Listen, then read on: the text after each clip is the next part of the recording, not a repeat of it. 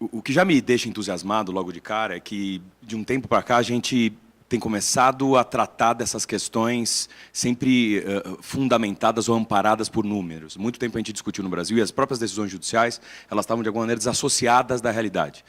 A gente está vendo cada vez mais a academia se concentrar nisso e algumas das escolas têm se dedicado muito a isso. Na GV, que tem como fundamento a ideia de direito e desenvolvimento, no mestrado profissional da GV hoje em dia, você não vê uma tese de mestrado que esteja desassociada de fundamentos econômicos ou do que, de fato, a gente está vendo na realidade. Então, isso deixa realmente a conversa muito mais clara.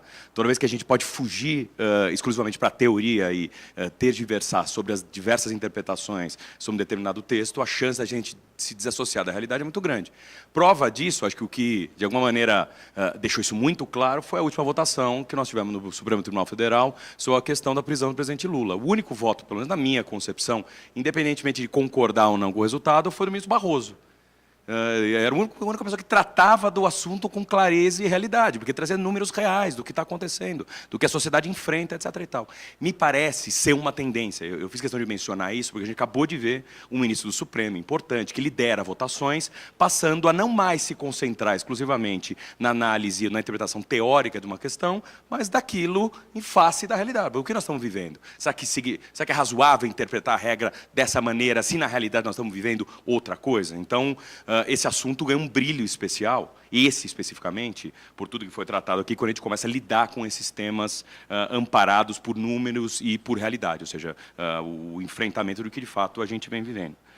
Normalmente, eu trago também algum tipo de slide que fala sobre a carga tributária total, especialmente quando a gente trata especificamente do setor de telecomunicações, é uma delícia, então, para qualquer tributarista apontar as ilegalidades e indicar que o Brasil, de longe, é o país que mais tributa um serviço essencial, ou seja, que está totalmente na contramão do que o resto do mundo vem fazendo. Eu tenho um dos slides que eu não trouxe aqui, compara vários países, uns 30 países, países da América do Sul, países europeus, países da Ásia, e mostra como o Brasil está totalmente desbalanceado em relação à tributação desse serviço específico. E assim, não podia ser diferente. O resto do mundo entende que essa é uma das atividades que mais tem que se desenvolver, porque a atividade digital passou a ser uma das atividades mais importantes. Se você não tem capacidade de expandir a rede no país, por que eu vou ter aqui algum núcleo de desenvolvimento e inovação? Não é à toa que dificilmente nós vamos viver aqui uma situação como a gente vive no Vale do Silício, ou vive em Israel, ou vive na China, ou vive na Índia, ou qualquer outro país que tenha isso bem desenvolvido. Então não tem nem rede bem instalada, depende da cidade que você está, nem Wi-Fi funciona direito. Por que alguém ia trabalhar aqui para desenvolver inovação? Ou seja, certamente, enquanto a gente não se preocupar com isso, a gente vai estar alguns passos atrás. O Vasco, na apresentação dele no primeiro painel, mencionou, fez algum tipo de comparação entre os países do BRICS, que de alguma maneira a gente pode identificar como países comparáveis, e a Rússia, de longe, era o país que mais tributava e chegava a alguma carga, algo como 18% mais ou menos. O Brasil, nós estamos falando de mais de 50% sobre o setor de telecom. O que significa isso, na verdade? Nós estamos falando de 3 assuntos importantes. O primeiro é, eu estou tirando 50% da receita do setor privado e ou colocando na mão do setor público. Evidentemente que o setor privado tem que, de alguma maneira, ajudar o Estado a se sustentar e manter e ele cumprir as obrigações normais. Mas toda vez que eu crio alguma incidência tributária, eu tenho que pensar 20 vezes, porque eu estou tirando o dinheiro de investimento em alguma coisa relevante e passando ao custeio. Então, eu estou deixando, de alguma maneira, permitir que as entidades privadas se evoluam, se desenvolvam. Especialmente nesse caso, onde a gente precisa de expansão clara pela importância da atividade, pelo que significa a economia digital nos próximos anos, uma decisão de tirar mais de 50% da mão dessas empresas e levar para o poder público já é alguma coisa preocupante, já é algum assunto que a gente tem que tomar muito cuidado. Nos montantes que a gente está tratando, então, absurdo, os valores são realmente absurdos. Pior do que isso, que acho que é o caso que a gente está tratando aqui, é sem saber qual é o uso. Se a gente pelo menos soubesse o uso, ainda vá. A gente poderia, no mínimo, fazer algum tipo de reflexão e comparação. Se deixar na mão da iniciativa privada seria melhor do que deixar na mão do poder público. Nesse caso, não tem a menor dúvida, a gente nem sabe para onde vai. Então, já é pior. Eu preferia saber onde está indo, pelo menos para fazer algum tipo de crítica. Então, acho que esses pontos são fundamentais para a gente introduzir a discussão aqui, para entender que, daqui para frente, dificilmente nós vamos discutir esses temas, especificamente do Poder Judiciário, na teoria. Acho que o Bixara, nesse aspecto, tem toda a razão. Nós temos ações importantes, eu vou mencionar isso, algumas delas patrocinadas pelo Bichara, pelo Conselho Federal da OAB. O tema vai cada vez migrar para mostrar para os ministros do Supremo Tribunal Federal qual é a realidade dessa situação. E assim, eu duvido que a gente vai ter decisões parecidas como a gente teve há décadas atrás, que se concentravam exclusivamente na interpretação teórica da questão. Me parece que o país está se movimentando dessa maneira, o Supremo Tribunal Federal está se movimentando dessa maneira, a academia está se movimentando dessa maneira, então esse tema certamente vai ser tratado com muito mais realidade. Deixa eu pegar a tal coisinha que muda aqui os slides. Eu trouxe alguns poucos slides para estar... Onde? Para Deus? Não. Para onde vai aqui? Bichara, você que... Esse aqui, não é? Ele vai... sim. Eu acho que um dos pontos mais importantes, o Fernando tratou na exposição inicial dele, o Bichara tratou na apresentação.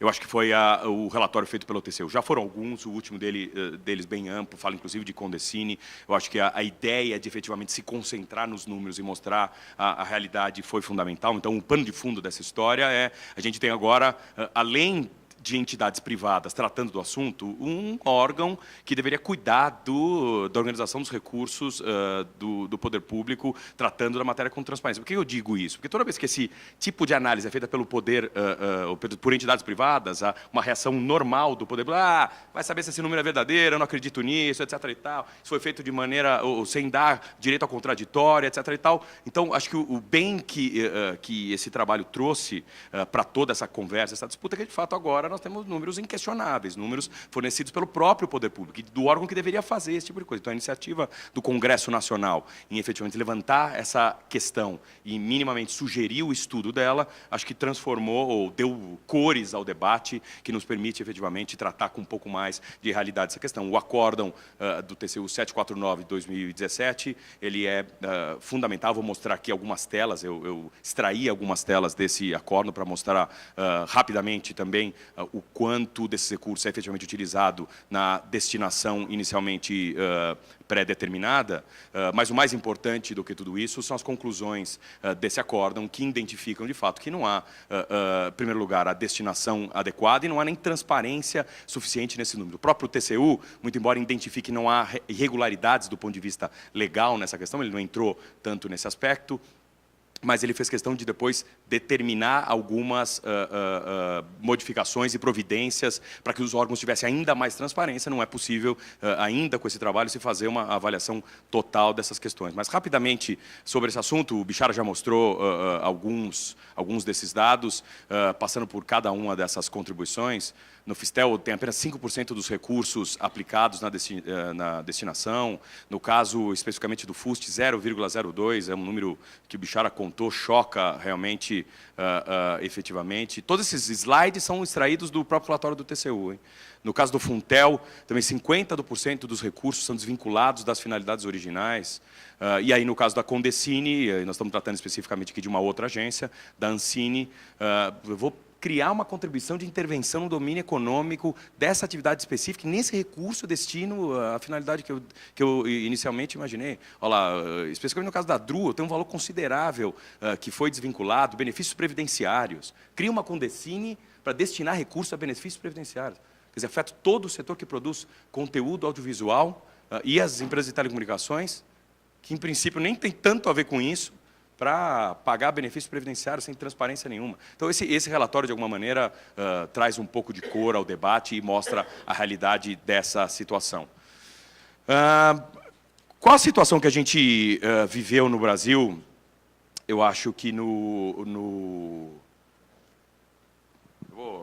esses comentários todos da conclusão do TCU eu já fiz, eu vou enfrentar o problema mais importante, que é o posicionamento do Poder Judiciário. Qual o problema que a gente viveu em relação a isso, que é a maneira como o nosso sistema tributário foi construído de maneira tão desorganizada. E se falou um pouco sobre isso no primeiro painel, que tratou de reforma tributária, mas, na minha opinião, três questões que foram trazidas pelo Poder Executivo no início dos anos 90, enfrentadas pelo Poder Judiciário, trouxeram um caos total ao sistema. Acho que o presidente à época era o Fernando Henrique, o secretário da Receita Federal é o Everardo Maciel, mas tiveram três debates fundamentais. O primeiro deles, posso criar tributo por medida provisória. Então passou a ser simples no Brasil não ter que levar esses temas necessariamente ao Congresso Nacional para debate. Ou seja, o Executivo toma uma decisão, muitas vezes simplesmente apoiado por entendimentos da Receita Federal, aquele negócio vira imediatamente lei. Naquela época, um segundo julgamento tão importante quanto esse era a possibilidade de repetição das medidas provisórias. E o Supremo Tribunal Federal, naquela época também, a gente vivia um momento de crise econômica efetiva, também entendeu que era possível se repetir medidas provisórias. Nós tivemos medidas provisórias repetidas por 8 anos, mensalmente reeditadas por 8 anos. Ou seja, o tributo passava a ser perene. Nós estávamos tratando uma situação provisória que deveria ser levada ao Congresso e ele passava a ser perene. Mas o terceiro ponto, o terceiro julgamento que eu gostaria de mencionar aqui, que talvez era o mais importante, é aquele que tratava das contribuições sociais. Então, as contribuições sociais, que era o tributo, que não dividia recursos com estados e municípios, de alguma maneira mexia até com a federação, passou a ser criado, independentemente de aprovação de lei complementar, ou seja, medida provisória, de maneira reiterada, não precisava ser dividido com estados e municípios, e a destinação não era relevante para se definir a sua constitucionalidade.